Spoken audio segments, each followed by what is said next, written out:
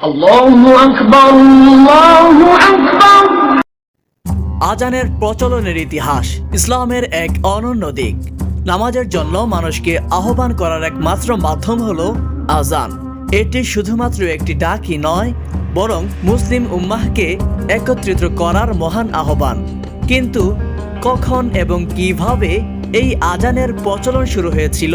ইসলাম ধর্মের সূচনা লগ্নে মুসলমানরা কিভাবে নামাজের জন্য একত্রিত হতেন? আজকের পর্বে আমরা জানব আজানের আবির্ভাবের ইতিহাস এবং ইসলামে এর গুরুত্ব। ইসলামের প্রাথমিক যুগে যখন নবীজি সাল্লাল্লাহু আলাইহি ওয়াসাল্লাম মক্কায় ছিলেন, তখন আজান ছাড়াই নামাজ আদায় করা হতো।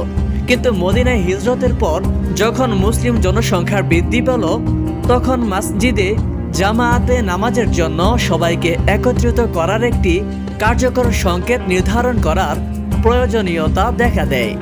রাসূলুল্লাহ সাল্লাল্লাহু আলাইহি ওয়াসাল্লাম এই বিষয়ে তার প্রিয় সাহাবীদের সঙ্গে পরামর্শ করলেন। সাহাবীরা কয়েকটি প্রস্তাব দিলেন। নাম্বার 1 ছিল ঝান্ডা উড়ানো, তবে এতে সবাই সংকেত বুঝতে পারবে না। আবার 2 ছিল আগুন প্রজ্বলন, কিন্তু এটি অগ্নি উপাসকদের প্রথা। নাম্বার 3 ছিল শিঙ্গা বাজানো, আর এটি খ্রিস্টানদের রীতি। নাম্বার 4 ছিল ঢোল বাজানো, যা ছিল ইহুদিদের প্রথা। কিন্তু এইগুলোর কোনোটি ইসলামী সংস্কৃতির সঙ্গে মানানসই ছিল না। তাই নবীজি সাল্লাল্লাহু আলাইহি ওয়াসাল্লাম বিষয়টি নিয়ে চিন্তা করতে থাকলেন। প্রিয় দর্শক, এখন আমরা আলোচনা করব স্বপ্নে আজানের বাণী নিয়ে। সেই রাতেই ইসলামের এক গুরুত্বপূর্ণ ঘটনা ঘটে। প্রখ্যাত সাহাবী হযরত আব্দুল্লাহ ইবনে যায়েদ রাদিয়াল্লাহু তাআলা আনহু একটি স্বপ্ন দেখলেন। তিনি স্বপ্নে দেখেন এক ব্যক্তি সিংহা হাতে নিয়ে দাঁড়িয়ে আছেন।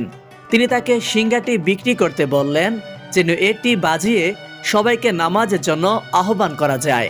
কিন্তু সেই ব্যক্তি বললেন, আমি কি তোমার সিংহার চেয়ে উত্তম কিছু শিখিয়ে দেব না?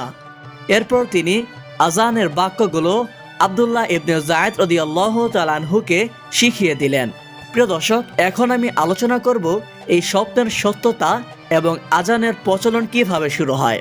পরদিন সকালে হযরত আব্দুল্লাহ ইবনে যায়েদ রাদিয়াল্লাহু তাআলা আনহু নবীজির কাছে গিয়ে তার স্বপ্নের কথা জানালেন। রাসূলুল্লাহ সাল্লাল্লাহু আলাইহি ওয়াসাল্লাম শুনে বললেন, তোমার স্বপ্ন সত্য।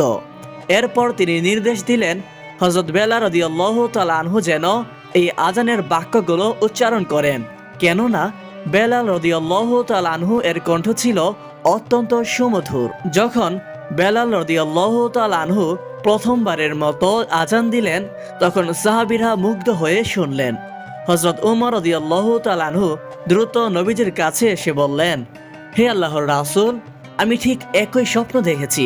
বিস্ময়করভাবে আরও 14 জন সাহাবী সেদিন একই স্বপ্ন দেখেছিলেন।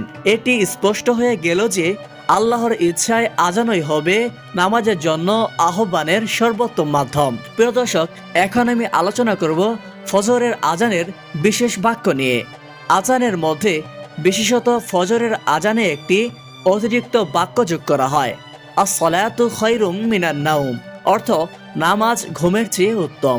একদিন ফজরের সময় নবীজি সাল্লাল্লাহু আলাইহি ওয়াসাল্লাম ঘুমিয়েছিলেন। তখন সাহাবীরা কিভাবে নামাজের জন্য ডাক দেওয়া হবে সে বিষয়ে চিন্তা করছিলেন। হযরত বেলাল রাদিয়াল্লাহু তাআলা আনহু তখন এই বাক্যটি উচ্চারণ করেন। নবীজি সাল্লাল্লাহু আলাইহি ওয়াসাল্লাম এটি শুনে পছন্দ করেন এবং ফজরের আজানের সঙ্গে এটি যুক্ত করার নির্দেশ দেন। প্রিয় দর্শক, এখন আমি আলোচনা করব আজানের গুরুত্ব ও ইসলামের প্রতীক। আজান শুধু নামাজের আহ্বান নয়, এটি ইসলামের এক মহান প্রতীক। রাসূলুল্লাহ সাল্লাল্লাহু আলাইহি ওয়াসাল্লাম যখন কোনো অঞ্চলে অভিযান পরিচালনা করতেন, তখন প্রথমেই দেখতেন সেখানে আজানের ধ্বনি শোনা যায় কিনা। যদি শোনা যেত, তবে তিনি বুঝতেন সেখানে মুসলমানরা রয়েছে এবং কোনো অভিযান চালানো হবে না। আজান আমাদের মনে করিয়ে দেয় ইহজগতের সমস্ত ব্যস্ততার ঊর্ধ্বে উঠে আমাদের পরকালীন কল্যাণের জন্য নামাজের দিকে ধাবিত হতে হবে। উপসংহারে বলতে হয়, আজানের ধ্বনি আমাদের প্রতিদিন স্মরণ করিয়ে দেয় আমরা এক মহান ধর্মের অনুসারী। ইসলামের এই চমৎকার আহ্বানকে শ্রদ্ধার সঙ্গে গ্রহণ করে আসুন আমরা সবাই জামায়াতে নামাজ আদায়ে সচেষ্ট হই। আল্লাহ আমাদের সবাইকে আজানের সঙ্গে সঙ্গে নামাজের জন্য প্রস্তুত হওয়ার তৌফিক দান করুন। আমিন। আপনি যদি ইসলামের ইতিহাস জানতে আগ্রহী হন তাহলে ইতিহাস জানবো চ্যানেলটি সাবস্ক্রাইব করুন। নতুন নতুন ইসলামিক ও ঐতিহাসিক ভিডিও পেতে বেল আইকনটি চাপতে ভুলবেন না।